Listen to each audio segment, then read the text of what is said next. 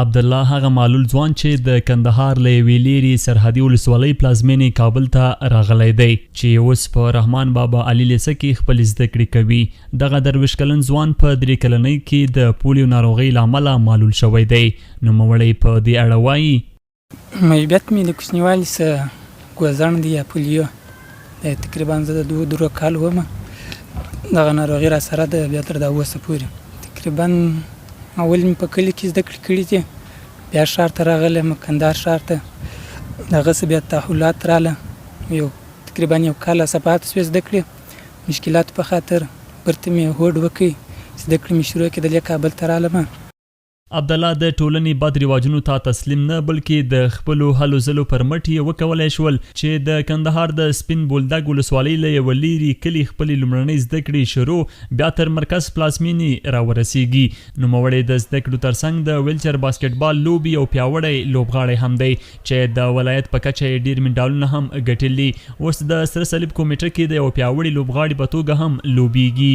ځینې خلکو کېدای شي تکشف کړی یم، ځینې زما خپلې هڅې کوښښونه دي. کوچنیوالي څه مې د زده کړو سره د پوهې سره ډېره علاقه ده. تقریبا په کور کې شخصي کتابتون لرم. بیا چې زه ښار ته رالم، په کندهار په ښار کې مې معلولینو ټوله راوله، یو ورزشي دغه ټیم یې درلودی د باسکټبال. کله چې ما په هغې کې ګډون وکړ، په هغې کې زه ډېر راپورته شولم. ورزش ما تقریبا 4 کاله کېږي چې ورزش کوم. د ویلچر باسکټبال د معلولینو په ټیم کې لوبېدلی یم.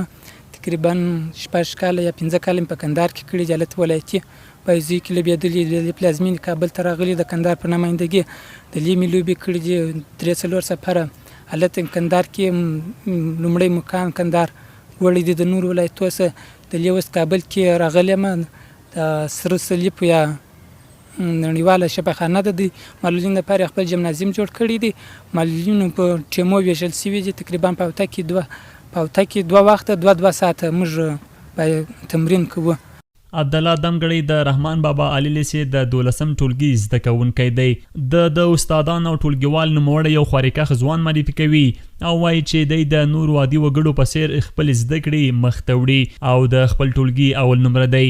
دوی وایي که دته زمینه او امکانات برابر شي نو دی هم کولی شي د نورو روغو کسانو په څیر فعالیتونه او لاسته راوړنې ولري. عبدالله جان چې د قندهار ولایت د سپین بولدک ولسوالۍ اوسیدونکی ده.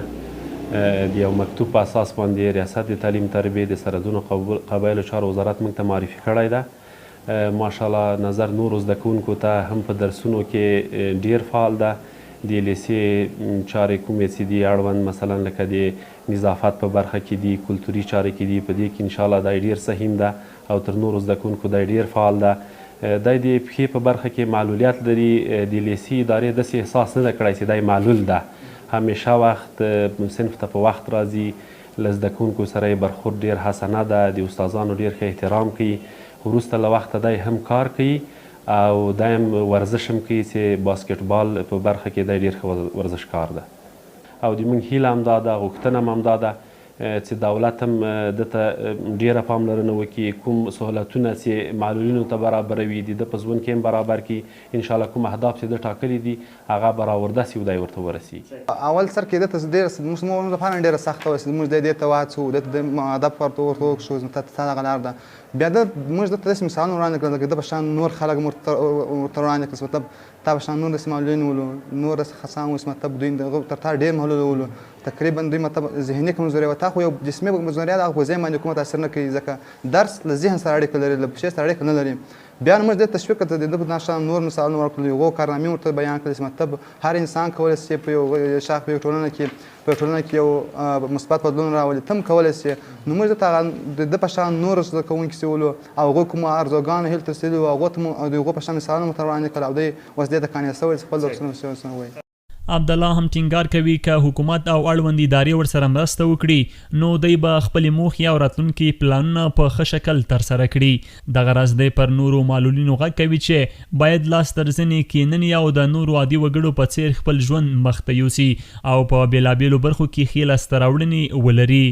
غټه هیله مې دغه ده چې درسونه زده کړې بشپړې کړم، په آینده کې یو ښه کاروبار یا خپل عاید ولرم چې زه لاس تر زنې نه کښېنم یا نورو ته په تمه نه کښېنم. زه باید نورو ته امکانات یا نورو ته دغه برابر کړم. دغه مې لویه هیله و ارمان. دغه موږ ته معلولینو ته چې هغه باسواده معلولین دي یا چې دغسې یو ځای ځان رسول یې ډېر ښه ښایسته استعدادونه شته هغو ته باید ډېره پاملرنه وشي.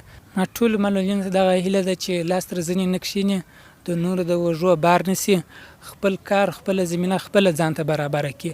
نن ټولنه د ډېرو مشکلاتو سره مخ ده واقعا هر څوک په خپلو مشکلاتو کې اخته دی. دی باید خپله راپورته شي خپله زده کړې وکړي خپله هر کار کوی شي که د پښې کار نشي کولی پښه معلول بل کار نشي کولی دوکانداري کوی شي زده کړې کوی شي نور شل کسبونه شته شل مهارتونه شته چې دی زده کړي دی خپل ژوند هم په سموی شي دی خپل آینده هم په سموی شي دی ټولنې ته په خیر هم رسېدلی شي.